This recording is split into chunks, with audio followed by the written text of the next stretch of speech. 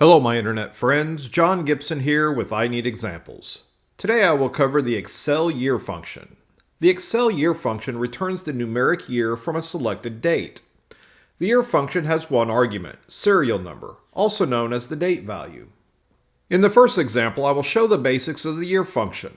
In column A we have our date values, and in column B is where we want to store the results. In column B2, let's enter the formula. Equals year, open parentheses, A2, close parentheses. As you can see in rows 2 through 4, the year is extracted from the date.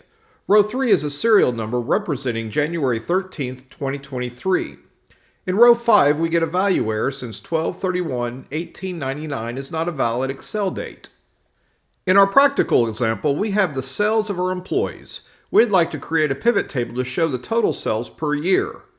We have our date in column C, so let's add our year formula to column D.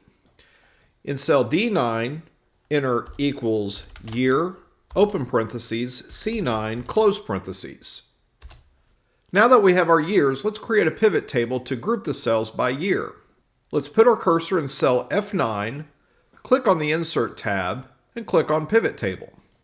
Click on the Table and Range, and type in Cells. That is the name of our table. Click on OK. Now drag the years into the rows box and cells into the values box. With a little formatting, we now have a readable table showing the cells per year. Thank you for watching. If you found this video helpful, please like and subscribe. Comment below if you would like to see examples on a specific topic. Have a wonderful day, and I will see you next time.